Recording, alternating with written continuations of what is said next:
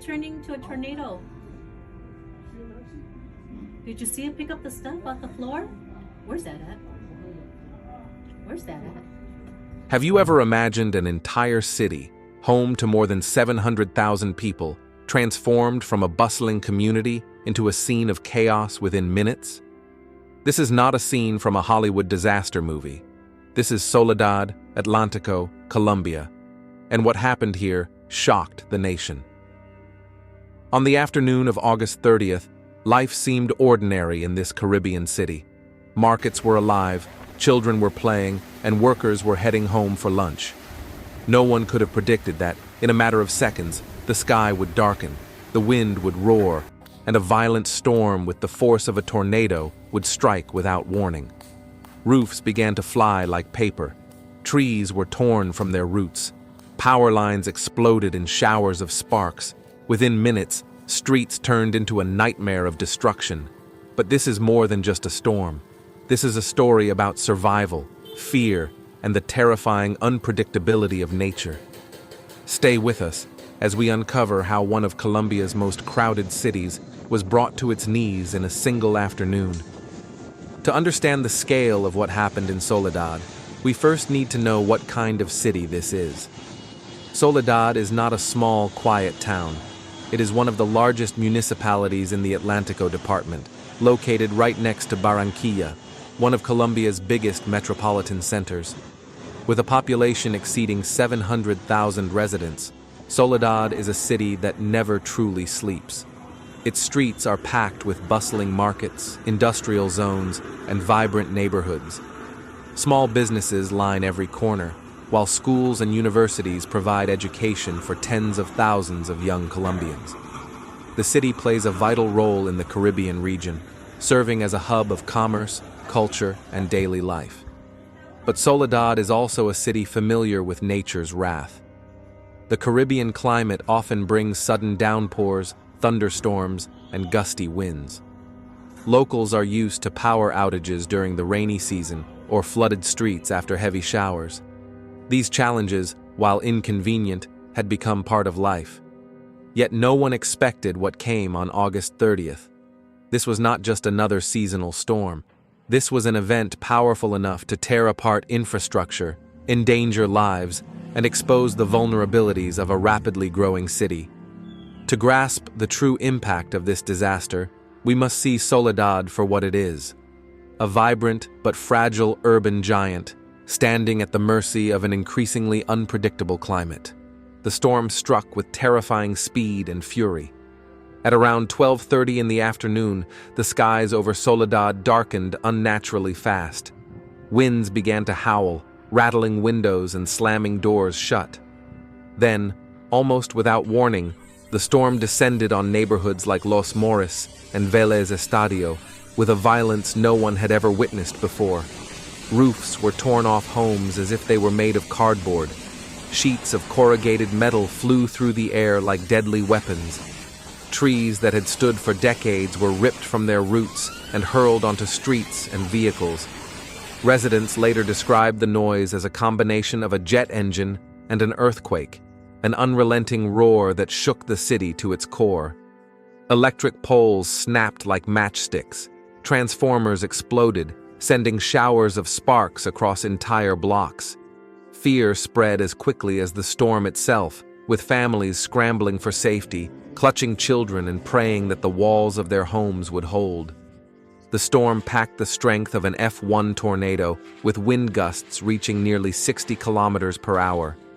It was not the strongest tornado on record, but in a dense city like Soledad, even this intensity was catastrophic. Entire streets were littered with twisted metal, shattered glass, and uprooted vegetation. The downpour that accompanied the winds only worsened the destruction. Within minutes, water mixed with debris flooded intersections, trapping cars and cutting off entire neighborhoods. Communications collapsed, electricity failed, and chaos reigned in every direction. What began as a typical Caribbean afternoon had turned into a nightmare, leaving behind a trail of destruction that residents would never forget. While the storm's winds and rains tore through Soledad, its greatest impact was on the people who lived there. In just minutes, panic spread across the city. Families ran into the streets, some clutching only the clothes on their backs, others desperately trying to save what little they could. Mothers shielded their children from flying debris, while elderly residents were carried to safety by neighbors. The chaos was overwhelming. At least 6 people were reported injured, 3 of them suffering concussions and trauma from collapsing roofs. Emergency rooms were flooded with victims as doctors and nurses worked tirelessly to provide care. Fortunately, no permanent injuries were recorded, though the psychological scars are likely to last far longer. Schools were not spared either. The roof of the Tajamar Educational Institution was severely damaged, forcing hundreds of students to be relocated. For many families, this symbolized not just physical destruction, but the disruption of community life itself. Entire neighborhoods were left without power. For hours, families sat in darkness, listening to the rain pound their homes, unable to contact loved ones.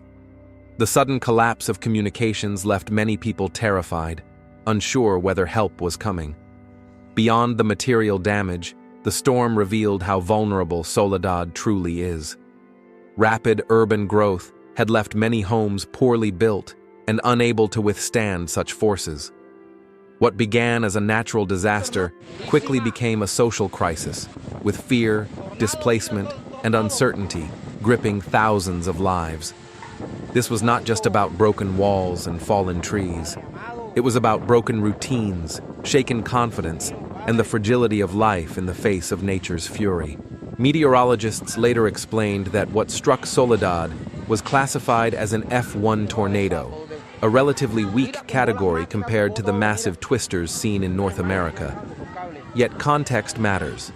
In a dense urban environment like Soledad, even winds of 60 kilometers per hour were enough to cause severe destruction. The Institute of Hydrology, Meteorology, and Environmental Studies, IDEAM, had issued forecasts for rain and thunderstorms along Colombia's Caribbean coast that weekend. However, the sudden formation of tornado-like winds was far beyond expectations. It highlighted a troubling reality. Climate systems are becoming increasingly unpredictable. Experts point out that rising sea surface temperatures in the Caribbean are fueling stronger and more erratic storms. Warmer air holds more moisture, creating the conditions for heavy rainfall, flash floods, and violent gusts. This combination can turn an ordinary storm into a destructive force almost instantly. Soledad's location adds to its vulnerability.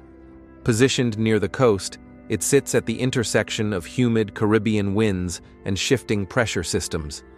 Historically, the region has faced tropical storms, coastal erosion, and seasonal floods. But in recent years, the frequency and intensity of these events have grown alarmingly. The storm of August 30th was not just a random outburst of nature. It was a warning sign, a reminder that climate change is amplifying the risks, and that densely populated cities like Soledad must prepare for a future where extreme weather is not the exception, but the rule. As the storm reached its peak, Soledad plunged into chaos. Emergency sirens wailed as fire brigades, civil defense teams, and volunteer rescuers rushed into the devastated neighborhoods.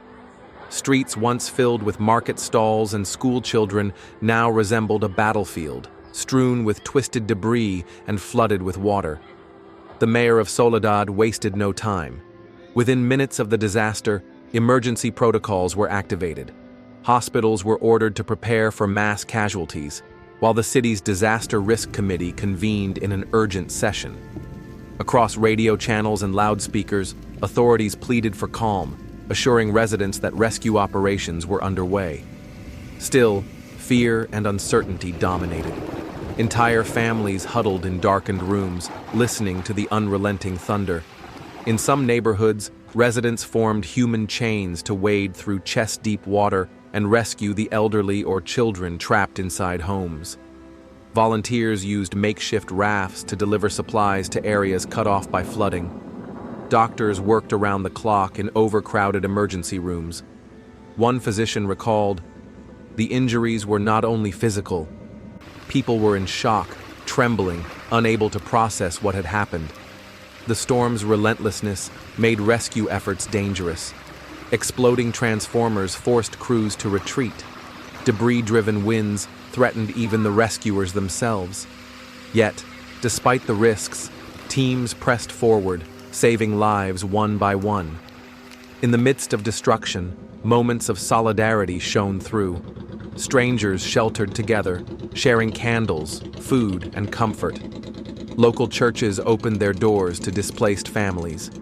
Neighbors who had never spoken before found themselves united in survival. The climax of the storm revealed both the fragility of human life and the extraordinary resilience of a community under siege. For Soledad, this was not just a disaster, it was a test of courage, compassion, and endurance. Soledad's tragedy was more than a storm. It was a reminder of how fragile our cities are and how quickly life can be overturned by nature's power.